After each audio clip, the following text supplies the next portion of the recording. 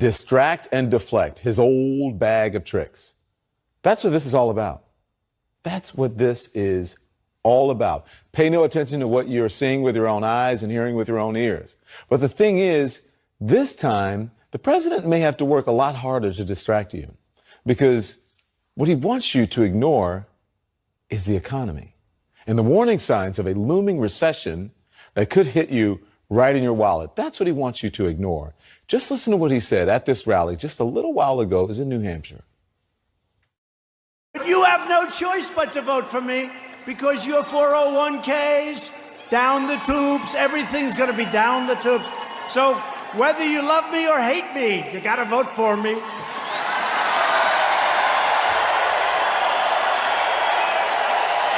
Okay, well, that's quite a re-election pitch. The president's distraction campaign revved up this morning with the president tweeting this. It would show great weakness if Israel allowed Representative Omar and Representative Tlaib to visit. They hate Israel and all Jewish people, and there is nothing that can be said or done to change their minds. Minnesota and Michigan will have a hard time putting them back in office.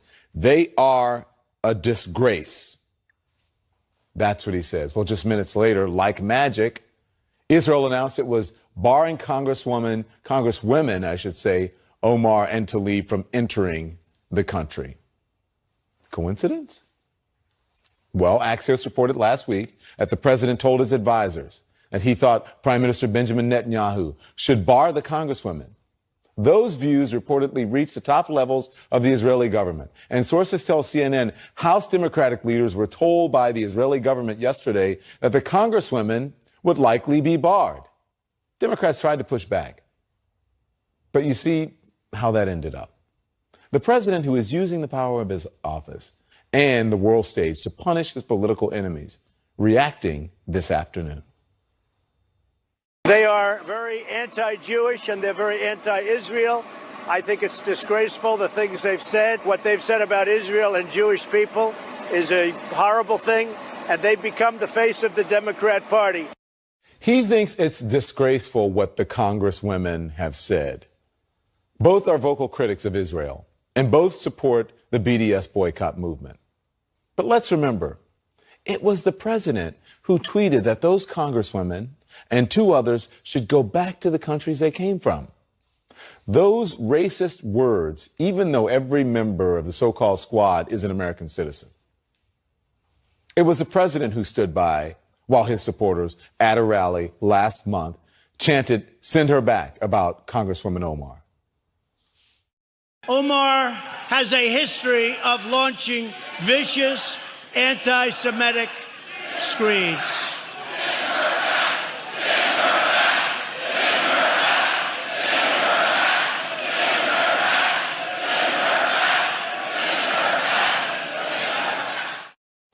The president didn't seem to mind what they said. In fact, he later defended the crowd as patriots.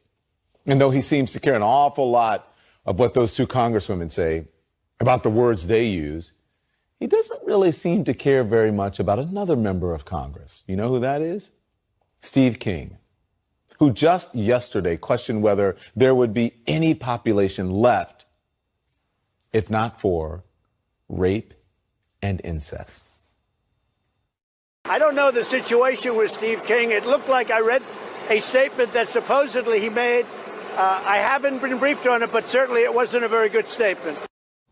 So he doesn't know about it, but he read a statement, but he hasn't been briefed, and it certainly wasn't a very good statement.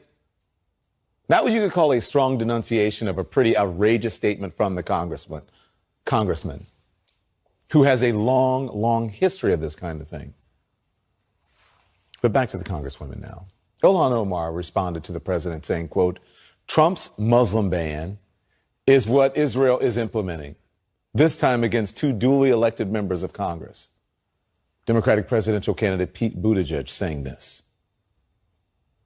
He is doing two things simultaneously: coddling naked anti-Semitism that is baked into white nationalism, and then pretending to make up for that by backing not so much Israeli interests, but the interests of the right-wing Israeli politicians that he seems to find common cause with. Senator Amy Klobuchar telling Jake Tapper this. The president, in precipitating this with his tweet, again, conducting foreign policy by tweet, is just the worst. He is literally exporting intolerance.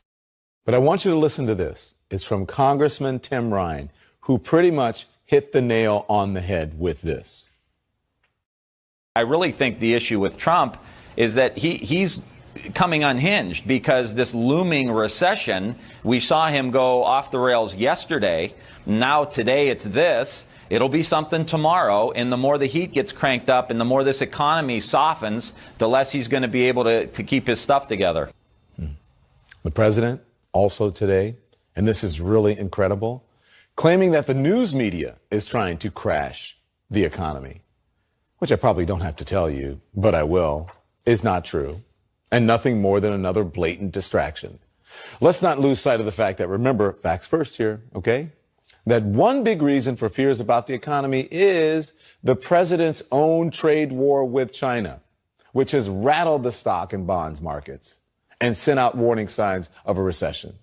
And while the president is all too happy to jump feet first into international affairs and encouraging Israel to bar 2 American congresswomen, he really doesn't seem to want to speak up about violent protests in Hong Kong, even though some of his advisors are warning him that without a stronger U.S. position, there could be a bloodbath. Despite that dire warning, he seems to think all of it could take to the end of protests. All it would take to end the protests is to sit down between him and Chinese President Xi and protesters. I would be willing to bet that if he sat down with the protesters, a group of representative protesters, I'll bet he'd work it out in 15 minutes.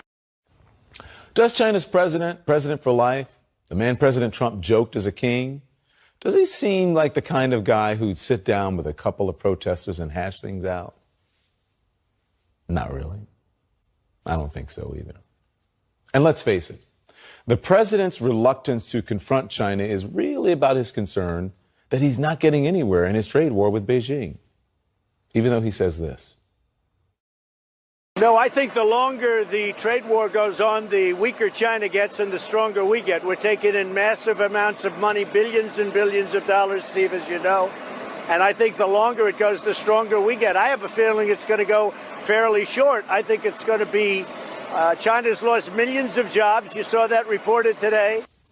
The president insists China wants to make a deal, but he admits that American consumers may have to pay the price. Now, at some point, they may have to pay something, but they understand that. But the president would probably rather you don't think too much about that. And there's something else the president might want to distract you from. The House Judiciary Committee has subpoenaed Corey Lewandowski, the former Trump campaign manager. And in a sign of the attention that's getting inside the White House, officials are already talking about invoking executive privilege for Lewandowski, even though he never worked in the White House. So what does the president think? He thinks Lewandowski would make a great senator. Corey Lewandowski loves your state, loves New Hampshire.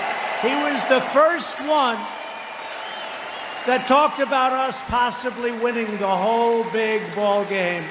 And he's tough, and he's smart, and I'm hearing he's thinking about running for the Senate from New Hampshire. I don't know.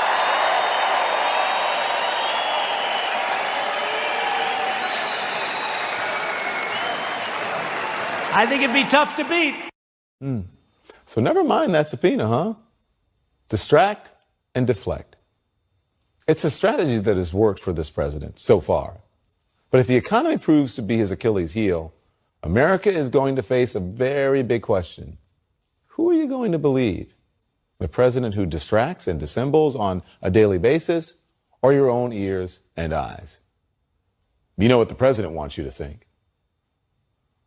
What you're seeing and what you're reading is not what's happening. Who are you going to believe? The president had a lot to say at his rally tonight, and a lot of it wasn't true. This women he considers his political enemies. Is he trying to distract from the warning signs of the economy and his failure to make a deal with China on trade? Well, let's discuss now. Daniel Dale is here, Philip Mudd as well, the author of Black Site, the CIA, and the Post-9/11 World. April Ryan is here as well. She's the author of Under Fire, reporting from the front lines of the Trump White House. Good evening, one and all. April, I'll start with you. Tonight at his rally, the president touted the strength of the economy. He said dealing with China is easy and that they want to make a deal. Do you think that he's trying to project a positive outlook on the economy despite the warning signs of a recession? Of course. Any president would always promote optimism and always try to put a great spin on it. But with this president, it's always different. These China tariffs are hurting U.S. companies. I talked while I was in New York the other day. I talked with some fashion houses in New York, and they're saying that they're being hit. Their numbers are soft when it comes to the tariffs and this time of year right now. And, you know, also a telltale sign when there is an economic downturn is the trucking industry. They don't have as much work as they normally have if the economy was booming. This president wants to project that everything is fine, but the Dow dropped. He's praying that it won't drop 800 points again or worse. It's a bad time right now, and this president is deflecting to make everything look like it really isn't. And Daniel, as usual, the president wasn't totally sticking with the truth tonight, including claiming that the biggest beneficiaries of the tariff battle with China are farmers. Help us out. Give us some fact checks here. Sure. So there was a litany of false claims, almost all of them repeated. My favorite is one that he first made during the end of the 2016 election. He claimed that he had been given an award 5 or 6 years before the campaign as Michigan Man of the Year. And when he first made that claim, I and others looked it up, asked around, contacted the governor's office in Michigan, asked the Trump campaign. There doesn't appear to be any such award, so we think he made it up. He again took credit for the passage of the Veterans' Choice Law that Barack Obama signed into law in 2014. He again misstated a whole variety of numbers, from the number of judicial vacancies he had to the trade deficit with China. And so this was the same old, but the same old for him is pretty much incessant dishonesty. Phil, the president is attempting to make Representative Omar into lead the face of the Democratic Party. He also acknowledged today that he did speak to people in Israel about the decision to ban them from the country. What does it say that the president would orchestrate something like this? Well, I think it says interesting things both about the United States and about Israel. First, forget about Congress. They're U.S. citizens who want to travel to a U.S. ally, and the president says, let me talk to an American ally about preventing citizens from traveling over there. If I were Nancy Pelosi, I'd send a letter to Mike Pompeo, the Secretary of State, saying, would you help us support the travel of American citizens to visit a U.S. ally?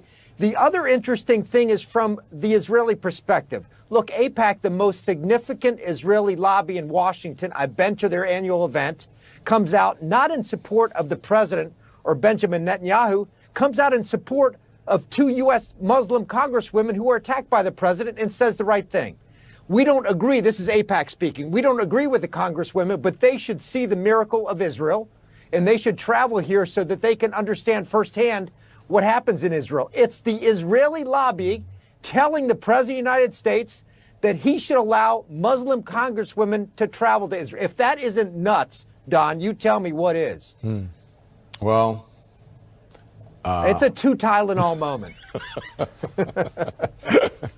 Daniel, let's bring you back in here. The president has made many claims about what the 2 congresswomen have said about Israel. Is there any truth to any of that? Well, I think some of it, is arguably a reasonable opinion, even if you don't agree with it. For example, Congresswoman Omar has acknowledged that she said inadvertently used anti-Semitic tropes in a tweet from a number of years ago in which she said Israel had, quote, hypnotized the world. A phrase that has a long anti-Semitic history. So I think it's clear the president is exaggerating when he says that these congresswomen hate all Jews. There's no evidence of that. But I don't think it's for me to say, whether there's any evidence of anti-Semitism. Their defenders say no. Critics say some of these statements about Israel do qualify. Yeah. April, the president said tonight, quote, radical Democrats are trying to tear the country apart. But let's put up, this is a new Fox News poll. It says that 59% of voters say he is the one tearing the country apart. And a Fox poll tonight shows that if the election were held today, he might lose to a number of top Democrats. So is this just projecting, you think? Yes. Again, the president's trying to create the picture, the winning picture. But the Fox polls are consistent with other polls, some Democratic polls that we've been hearing. This president, at the very least, is limited. He does not understand governance. He's changed the dynamic of this nation and the world with his rhetoric. When you focus in on Democrats trying to hurt the country, you're focusing in on yourself, because once you point a finger at one person, you got to point a finger at yourself. This president has done a lot to start tearing down the structures, the policies, the foundation that has been built, and it's been going successfully. Well, maybe not as successfully as some would like, but moving this country towards a direction that is positive versus what we're seeing now. Let's put these numbers so up, this is definitely a deflection. But if you look at these numbers, he's not even hitting 40% in this poll against the other candidates. If you look at if you look at Biden, Warren, Biden's 50%, 46%. They're above 40%. He is not. Right. Yes, a couple of weeks ago, there were Democratic polls saying that any Democratic candidate could defeat this president. And then we heard later it was Biden and Sanders. And now it's all of them. We are on a downward turn with this president who is trying to entertain as well as grab that base with his election effort, his re-election bid. And it is ugly. And people are seeing it for what it is. The will of the people, the goodwill of the people is speaking through these Fox polls. Fox News is promoting this. And now it's time for the president to turn on Fox. And let's see if he does, because they promoted this poll, or at least released this honest poll. Philip, the president continues to fire off tweets and retweets. Today he responded to a post claiming that the FBI was, quote, too busy trying to take down Trump to stop the Parkland shooter, and Larry Nassar, the doctor who sexually abused gymnasts, saying, much truth to this. He's attacking the FBI for responsibility in these horrible, horrible crimes. What do you think of that? Can we take this is a serious issue. I joke about everything. I can't joke about this. The president refused to acknowledge Russian intervention in the American democratic process. Russian intervention is an FBI responsibility. He can't even speak to the FBI about how the president should talk to the American people about protecting themselves during an election. We have a question raised by not me, but the FBI director about not Islamic terrorism, but domestic terrorism led by white supremacists in this country. The FBI is the lead on investigating federal charges about white supremacy in this country, and the president can't even speak about it. And instead, he steps back and blames the FBI. How about looking at problems in America and working with the people actually that he appointed to say, why don't we have a conversation about whether we need new laws on investigating white supremacy? Instead of saying, why didn't you investigate Larry Nassar, who is a gymnast physician in Michigan? I mean, I don't know what the president's talking about. He can't even talk to the American people about Russian intervention, which is something that the FBI has to investigate. And again, what he does, as you said, diverts. Divert, divert, divert. Daniel, listen, the president also offered his totally false conspiracy theory about how he lost New Hampshire in 2016. Watch this. New Hampshire should have been won last time, except we had a lot of people come in at the last moment, which was a rather strange situation. Thousands and thousands of people coming in from locations unknown. How wrong is he, and how does this line up with his other voting conspiracy theories? Well, it's part and parcel with all of those, and he's totally wrong. So he was less explicit this evening than he usually is, but what he's talking about is this conspiracy theory that liberals were illegally bused from Massachusetts to slightly less liberal, at least New Hampshire, to illegally cast votes in that state. The state has investigated these claims in part because the president and his allies have made them and found no evidence whatsoever that there was this kind of mass fraud that he's alleged. So he's wrongly alleged mass fraud in New Hampshire. He's wrongly alleged mass fraud in California. He's generally alleged mass fraud by illegal immigrants who he's wrongly said dress up in hats and costume disguises to vote illegally. So basically, none of these claims are correct, and we know from study after study that voter fraud is exceedingly rare in the United States. Thank you all. I appreciate it. Thank you. Did you see this story today? If you did you think it was from The Onion? Have I got a deal for you? Sources say President Trump has, on multiple occasions, brought up the idea of buying Greenland from the Danish government. And the White House counsel's office has looked into the possibility.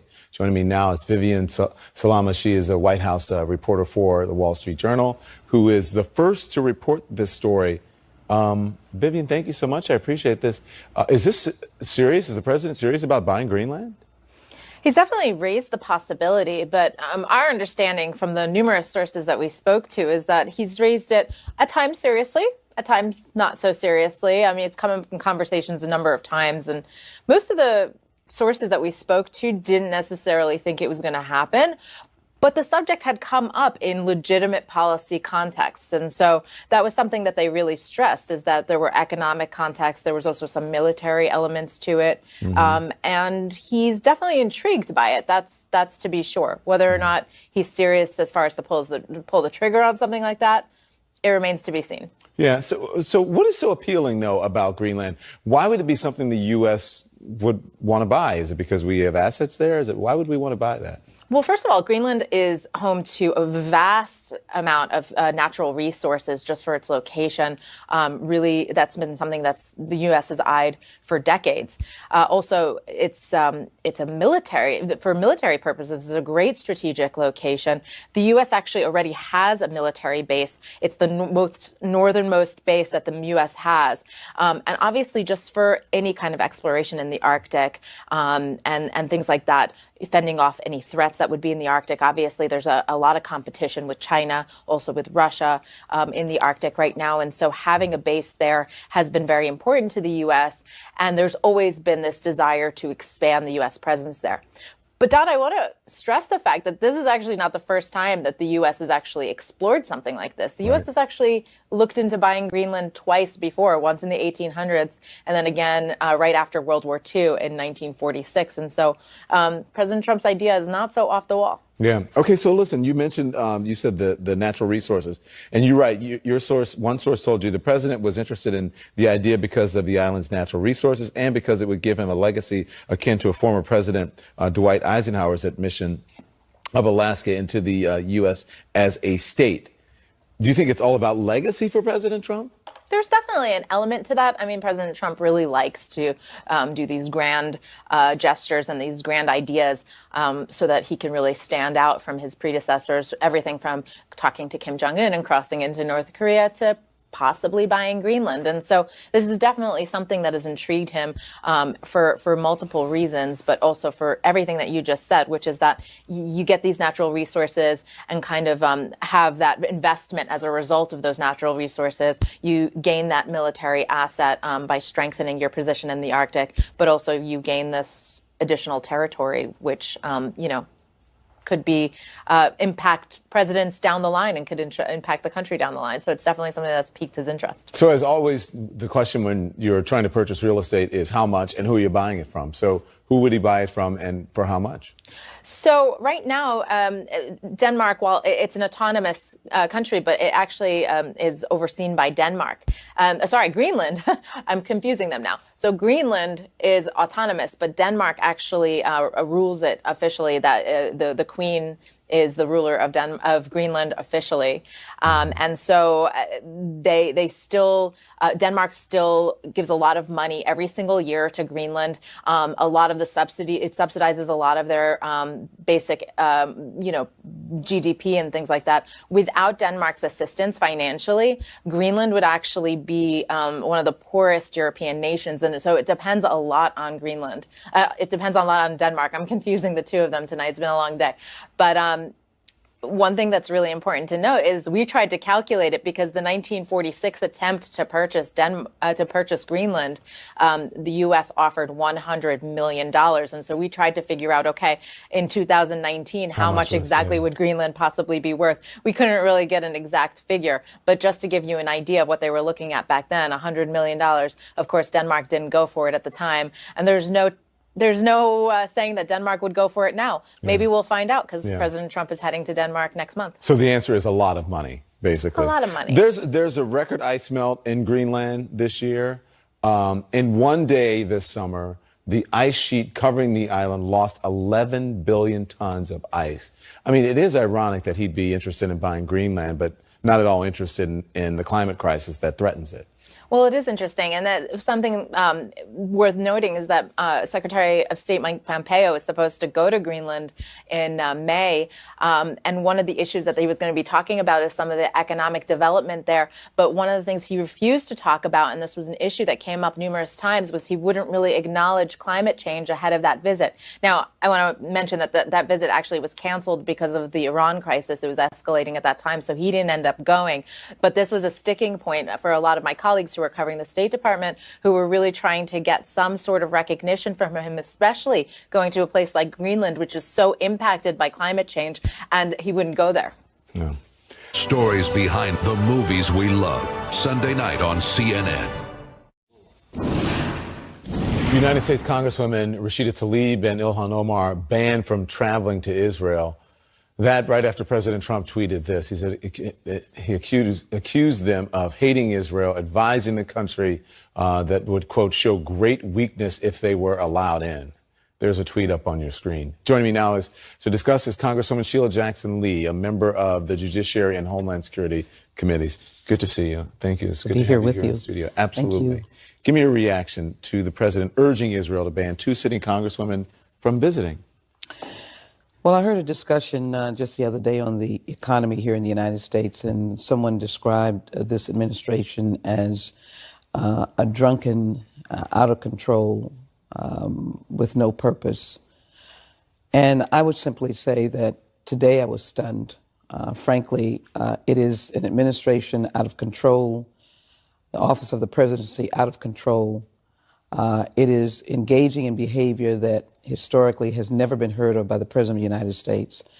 I am appalled and stunned that you would tell another nation not to allow your citizens, who are not members of Congress, but plainly are law-abiding citizens. Those two members of Congress were law-abiding citizens, due citizens of the United States. Tragically, it goes again to the attitude of this administration about Muslims. And the fake news about people's beliefs, of which they know none of. And so I believe Israel should reconsider and allow these two sitting members of Congress to do their oversight duties. But he said they hate all Jews. And I asked the question, what proof does he have? I have no proof of that. And I've not seen any evidence of hatred from those two members. They have different opinions from many of us.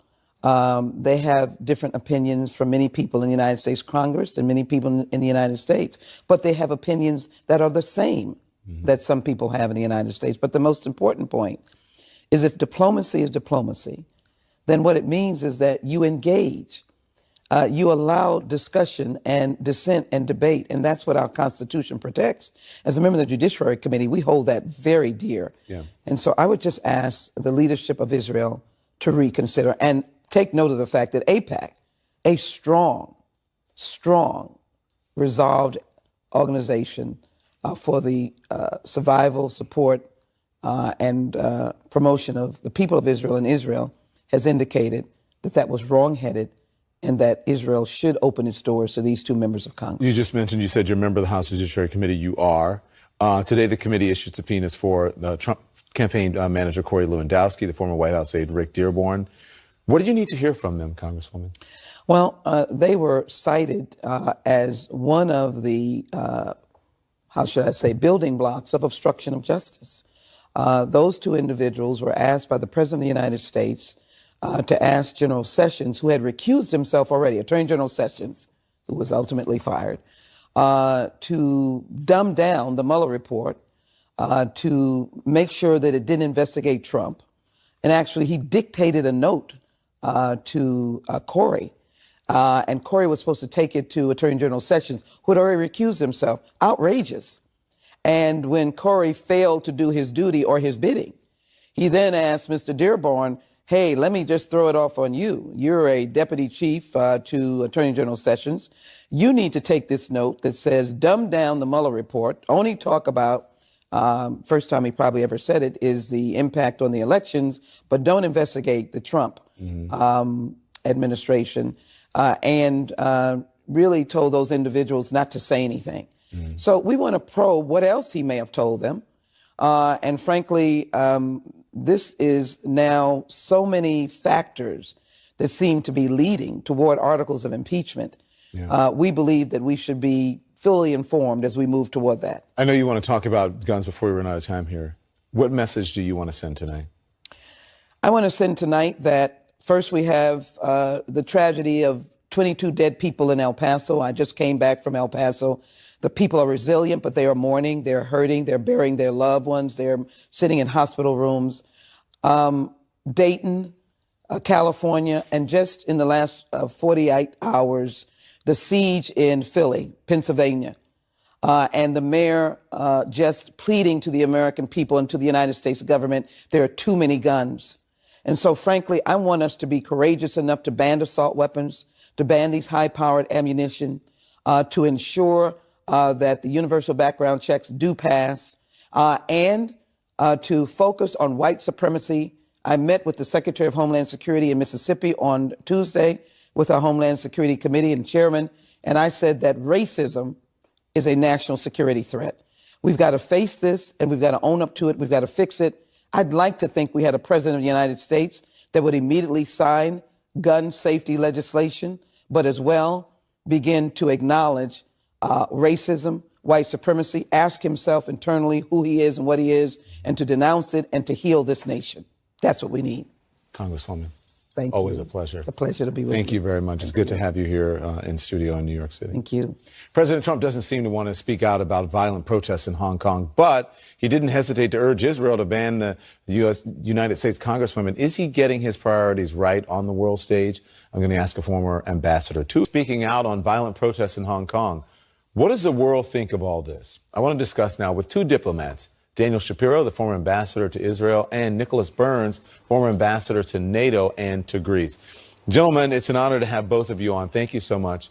Ambassador Shapiro, I'm going to start with you. President Trump was asked today about getting involved in the Congresswoman's trip to Israel. Here's what he said.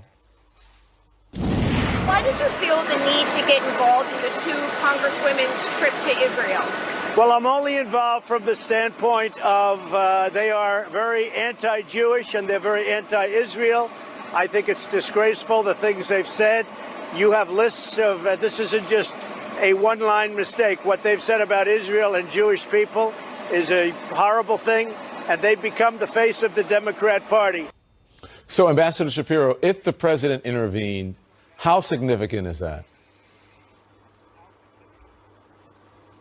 Well, it's significant because what he's doing is great damage to the historic foundation of a very important relationship, the U.S.-Israel relationship, which has always depended on broad bipartisan support so that it's stable and durable through changes of parties and changes of government in both countries.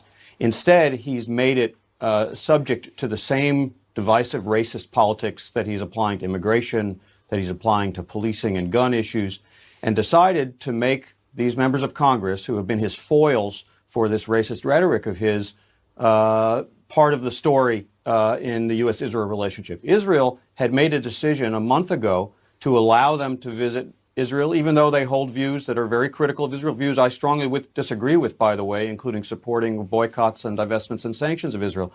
But Israel made the sensible decision that any member of Congress should be able to visit because of the strong relationship they have with this country and with both parties.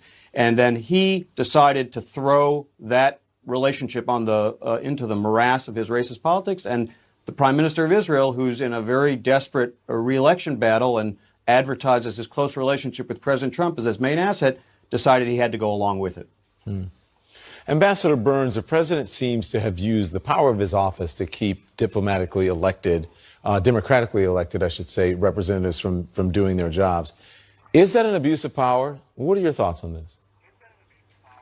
I think it is. Don, this is a disgraceful decision by the president. I can't remember anything like this in the history of our country. These two women are elected representatives. They represent lots of people in their home states, in Michigan and in Minnesota. And they have a constitutional right and duty to travel overseas to help this country have an effective foreign policy. The precedent here is also very dangerous. The president now gives an excuse to Russia or to China or other authoritarian regimes to deny entry by American members of Congress because those members have been critical of those countries. And so all around, this is a very damaging day for the United States. And I think, Don, it also gets to the point that the president has been extremely weak in foreign policy. He styles himself as kind of a strong man, but he's not a strong man at all, because the strongest power of the American presidency is to defend our democracy, to honor it, to honor human rights and freedom of speech. And these women are now these representatives are now being denied that by the President of the United States. Ambassador Shapiro, you heard what Ambassador Burns said. He said it's been a damaging day for the United States. I mean, by exploiting a domestic issue on the international stage, is the president making it more difficult to conduct foreign policy? What are the risks here? Well, there's no question that our allies have already concluded that this president will always place his own political interests higher than the relationships that have really sustained U.S. foreign policy interests over many decades. He attacks our NATO allies. He attacks and often abandons the interests of our Asian allies. He throws the U.S.-Israel relationship, historically a bipartisan one, into the morass of U.S. partisan politics. And then he shows his strong support for dictators like Vladimir Putin and Kim Jong-un of North Korea, or is silent or nearly silent on the peaceful protesters demanding their rights in Hong Kong. The message to most of the world is dictators can get their way, democracies and allies and the important relationships we have built with them and sustained with them over many decades are completely expendable on the whims of his emotions and his Twitter feed and his political needs as he heads into a difficult re-election year. Ambassador Burns, President Trump was asked today if he is concerned about a violent crackdown by China in Hong Kong. I want you to listen to what he said about China's president. He's a man I like a lot. I get along with him very well, President Xi, and I said that I would be willing to bet that if he sat down with the protesters, a group of representative protesters, I'll bet he'd work it out in 15 minutes. Ambassador Burns, I'll be honest. I mean, that sounds very naive to me, is it? It's naive. I'll make a bet that the protesters and President Xi could not work out a deal in 15 minutes. I mean, the fact is that the United States has supported this handover of power from Britain to China. We did on June 30th, 1997. I was there with Secretary of State Madeleine Albright. We have always believed that the rights of the people of Hong Kong in that agreement should be respected for at least the 50 years of the term of the agreement. And the president, if you look at his tweets today and in past days and his other public statements, he is opening the door to the Chinese government to use military force against those protesters. You cannot read it any other way, and that's exactly how the Chinese government is reading it. So the greatest authority the president has already...